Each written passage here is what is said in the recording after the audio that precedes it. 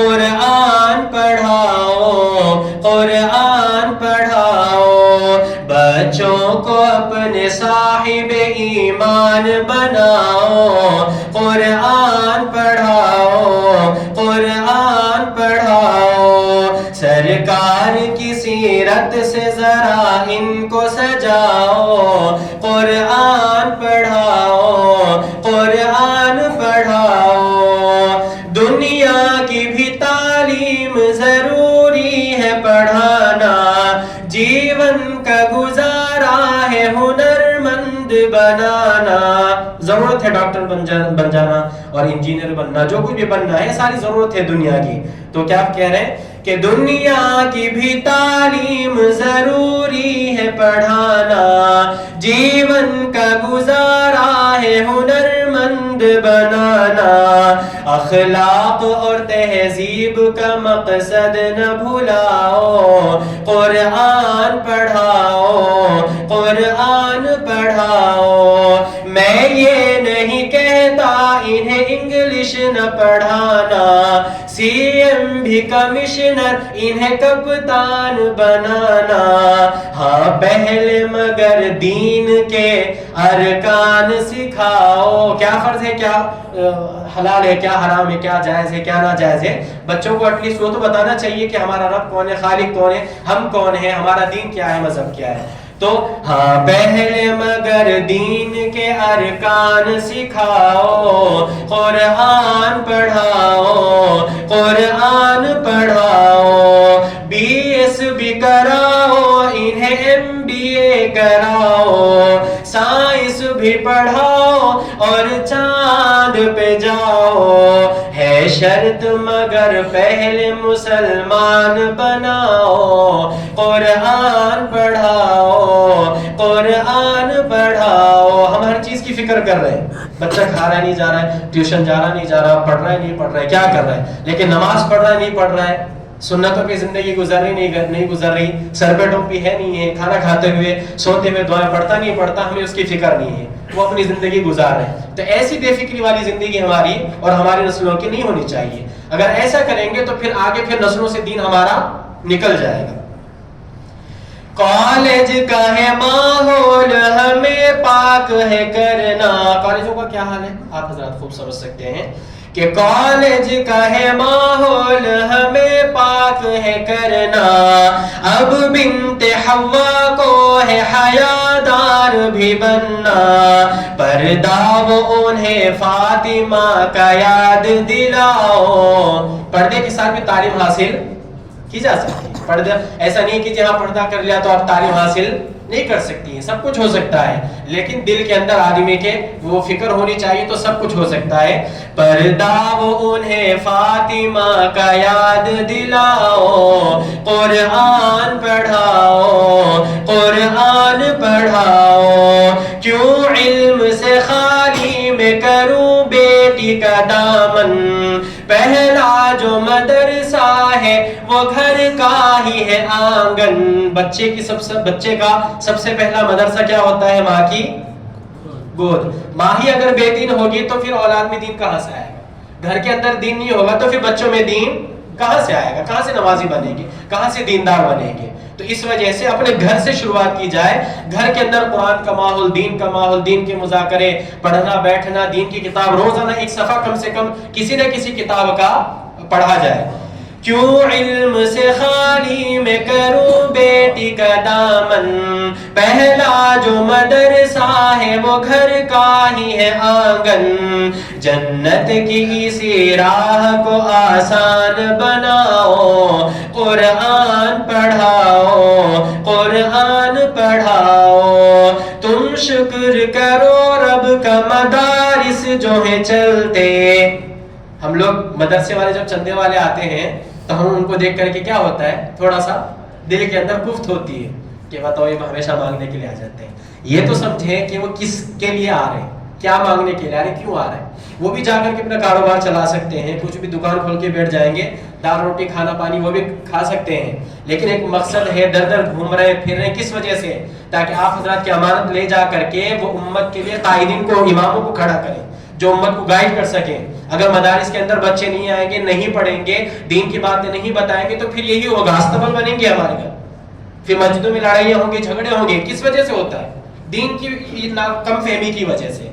پھر یہی حال ہوگا کہ پھر ہمارا معاشرہ برباد ہوگا, گھروں سے دھیرے دھیرے ہمارا دین نکلتا چلا جائے گا. اس لیے ہمارے اندر دینداری آنے کے لیے مدارس کا ہونا بہت ضروری ہے. یاد رکھیں, جب تک مدرسے ہیں دین محفوظ ہے. یاد رکھیے گا, جب تک مدرسے ہیں دین محفوظ ہے, اور جب مدرسے نہیں رہیں گے تو دھیرے دھیرے دھیرے سارا دین ہمارے اندر سے نکل جائے گا. انگریز جب ہندوستان میں آیا تو سب سے پہلا کام کیا کیا اس نے؟ دلی, صرف دلی کے اندر 1000 مدرسے تھے اس وقت میں, صرف دلی شہر میں. وہ بھی آج والا دلی نہیں جو کئی کلومیٹر پر پھیلا ہوا ہے, اس زمانے کا دلی. چاندنی چوک سے وہ کچھ ایریا تھا بس اتنا, اس میں 1000 مدرسے چلا کرتے تھے, سارے کے سارے ختم. صرف پنجاب جو صوبہ ہے پنجاب, صوبہ پنجاب میں 3000 مدرسے تھے. میں لدھیانہ میں تھا, آپ وہاں پہ ابھی بھی جا کر کے دیکھیں, آپ کو پنڈ مطلب یہ دیہات کے اندر, تو پنڈوں میں آپ کو ابھی بھی ہماری پرانی مسجد ہے, 500 سال 600 سال پرانی مسجد ہے. اندر کیا ہے؟ بھینس بنی ہوئی ہے, اور اس کے اندر گھاس پڑا ہوا ہے, اور پھر دیواریں ٹوٹی ہوئی مسجدیں ہیں, مدرسے, دیواروں پہ نام لکھے ہوئے. کیا حال ہوا؟ تو سب سے پہلا کام کیا مدرسوں کو ختم کرو.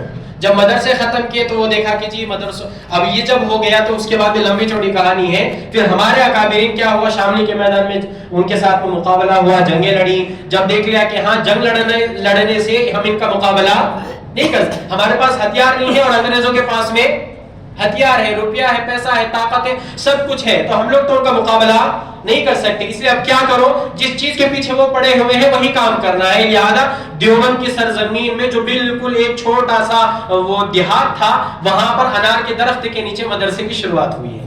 استاد ایک, شاگرد بھی ایک. استاد کا نام بھی محمود اور شاگرد کا نام بھی محمود, اور وہ ایک استاد اور ایک شاگرد سے وہ درخت ایسا پھیلا کہ پھر اس درخت کے ذریعے سے, اس مدرسے کے ذریعے سے پورے ہندوستان میں, بر صغیر میں, بلکہ آج حضرت مفتی تقی عثمانی صاحب فرماتے ہیں کہ میں دنیا کے جس کونے میں بھی گیا ہوں, علماء دیوبند کے کوئی نہ کوئی براہ راست, بالواسطہ یا بلا واسطہ, کوئی نہ کوئی مجھے وہاں پر نسبت رکھنے والا, دین کی خدمت کرتا ہوا ملا ہے. یہ کس وجہ سے ہے؟ یہ جو آج ہم لوگ یہاں پہ بیٹھے ہیں, یہ صرف انہی دینی مدارس کی بدولت ہے. اس لیے مدرسوں کو کبھی حقارت کی نگاہوں سے نہ دیکھیں. آپ عالم نہیں بنا سکتے, کوئی مطلب نہیں ہے. حافظ قرآن ضرور بنائیں, اور کم سے کم ہر مسلمان کو سورہ یاسین, سورہ ملک, اور جو آخر کی کچھ سورتیں یہ تو ہر مسلمان کو یاد ہونے چاہیے. سورہ واقعہ, ہمارے نبی علیہ السلام نے کیا فرمایا کہ میری دلی خواہش ہے کہ ہر امتی کے دل میں کیا ہو, سورہ ملک ہر امتی کے سینے میں ہو. ایک حدیث میں فرمایا کہ میری خواہش ہے کہ ہر امتی کے سینے میں سورہ یاسین ہو. پابندی سے مغرب کے بعد میں سورہ واقعہ پڑھنے کا حکم دیا گیا. سورہ رحمان کو قرآن کریم کی دلہن کہا گیا, زینت کہا گیا. تو یہ کم سے کم اتنی صورتیں تو ہمیں یاد ہونی چاہیے روزانہ. جیسے حضرت فرماتے ہیں اکثر بیان میں کہ ایک دو آیتیں روزانہ بھی اگر یاد کر لیں گے تو انشاءاللہ وہ قطرہ قطرہ دریا بن جائے گا. کتنی صورتیں ہمیں, کتنی صورتیں یاد ہو جائیں گی. تو اس وجہ سے فکر کریں گے انشاءاللہ. تو آخری شعر پڑھ دیتا ہوں. تم شکر کرو رب کا مدارس جو ہیں چلتے, پڑھ لکھ کے یہاں دین کے داعی ہیں نکلتے. اس وقت میں دعوت و تبلیغ پوری دنیا کے اندر پھیلی ہوئی ہے, اور جنہوں نے اس کام کو شروع کیا حضرت جی مولانا الیاس رحمۃ اللہ علیہ, وہ خود مدرسے سے پڑھے ہوئے ہیں. جتنی اس وقت میں دین کے کام ہمیں نظر آ رہے ہیں وہ سب کے سب کام شروع کرنے والے انہی مدرسوں سے پڑھ کے نکلے ہیں, انہی کے فارغین ہیں. ایک دو اگر آپ کو فراڈی نظر آئے تو اس کی وجہ سے آپ سب کے اوپر انگلی نہیں اٹھا سکتے. فراڈی ہیں, بولتے ہیں نا کہ جو چور وہ یہ دینداروں کے حلیے میں کہاں آ جاتا ہے, مسجد میں چوری کرنے کے لیے آ جاتا ہے. تو اس وجہ سے سارے دینداروں کو چور بولیں گے. اگر کسی نے داڑھی ٹوپی رکھ لی اور مسجد میں چوری کرنے کے لیے آ گیا تو کیا بولیں گے کہ سارے داڑھی ٹوپی والے ایسے چوری ہوتے ہیں؟ ایسے نہیں ہوتا. تو دو چار اگر غلط کرتے ہیں تو پھر سب کے اوپر انگلیاں نہیں اٹھانی چاہیے. ہم سے جتنا ہو سکتا ہے ہم اتنا کریں. اپنے بچوں کو کم سے کم قرآن کریم کی تعلیم دیں, کچھ صورتیں بچوں کو یاد کروائیں. انشاءاللہ بچے کا خاتمہ ایمان پر ہوگا, ورنہ ہمارے بچوں کا مستقبل بہت خطرناک ہے. دیکھ لیں آپ, آج سے 10 سال پہلے کی کیا حالت تھی اور آج کی کیا کنڈیشن ہے, اور دن بدن جس طریقے سے ہمارا معاشرہ اور ہمارا ماحول جس طریقے سے برباد ہو رہا ہے, ختم ہو رہا ہے, جو بے دینی آ رہی ہے, ہمارے شریعت کی دھجیاں اڑ رہی ہیں, جنازے نکل رہے ہیں, لیکن ہمیں فرق نہیں پڑ رہا. ابھی آپ بتائیں غزہ میں کیا کیا ہو رہا ہے, ہماری زندگی میں کوئی تبدیلی ہوئی؟ خود سوچ کے دیکھیں, کچھ نہیں. ابھی کچھ دن پہلے، ابھی 4-5 دن پہلے 500-550 آدمی شہید کر دیے، اگلے دن 250-300 آدمی کو شہید کر دیا. ہمارے کھانے میں کچھ فرق ہوا؟ وہی کوکا کولا تھمس اپ چل رہا ہے، وہی وہاں کی ساری چیزیں ہم استعمال کر رہے ہیں، ٹائڈ بھی استعمال ہو رہا ہے، وہاں کا جتنے پروڈکٹ ہیں، کولگیٹ بھی یوز ہو رہا ہے، سب کچھ ہو رہا ہے، کوئی فرق نہیں پڑ رہا. کیوں؟ ہمارے اوپر نہیں آ رہا، دین کمزور ہے، غیرت بڑھ گئی ہمارے اندر کی. ایمانی جو غیرت ہوتی ہے، کیا فرمایا کہ پورے مسلمان آپس میں بھائی بھائی ہیں، ایک جسم کی طرح ہے. کہ جسم کے ایک حصے کو اگر کہیں پر چوٹ لگتی ہے تو پورے بدن کو اس کا احساس ہوتا ہے. پیر میں اگر ذرا سا مچھر آ کے بیٹھ جائے تو اگر کوئی آ کے جانور ڈس دے، بچھو کاٹ دے پیر پہ، تو آنسو کہاں سے نکلتے ہیں؟ آنکھ سے نکلتے ہیں. حالانکہ کتنا ڈفرینس ہے، دیکھیں پیر کہاں ہے اور آنکھ کہاں ہے، لیکن احساس کس کو ہو رہا ہے؟ آنکھ کو. تو رسول اللہ صلی اللہ علیہ وسلم نے فرمایا کہ میری امت پوری ایک جسم کی طرح ہونی چاہیے، کہ اگر دنیا کے آخری کونے میں اگر کسی کے اوپر حالات آ رہے ہیں تو یہاں کے مسلمان کو تل بلا جانا چاہیے، راتوں کی نیند ہماری حرام ہو جانی چاہیے تھی. کتنا ہم روزانہ دعا کر رہے ہیں. حضرت مفتی تقی عثمانی صاحب اتنا کہہ رہے ہیں کہ روزانہ کم سے کم 10 منٹ نکال لو دعا کے لیے. آپ اپنے سینے پر ہاتھ رکھ کر کے بتائیں کہ روزانہ ہم کم سے کم 10 منٹ دعا مانگتے ہیں؟ نہیں مانگتے. میں گارنٹی سے کہہ سکتا ہوں کہ 70% ایسے لوگ ہوں گے جو مطلب دعا نہیں کرتے. ہم لوگ کیا کرتے ہیں نماز میں؟ وہ ایک ایکٹنگ ہے، بس اللہ تعالیٰ وہ بھی قبول فرما لیتے ہیں، رٹے رٹائے الفاظ، ربنا تقبل منا انک انت السمیع العلیم وتب علینا، ختم ہو گیا. اتنا ہاتھ اٹھا کے ہم سمجھتے ہیں کہ حق ادا کر دیا. وہ تو دینے والا ہے، وہ اس پہ بھی دے دیتا ہے، اس کی طرف سے دینے میں کوئی کمی نہیں ہے. ہمارے مانگنے کے ڈھنگ میں کمی ہے. ہم کیسے مانگ رہے ہیں؟ ہمارا رب ہم سے ناراض ہے. 30 لاکھ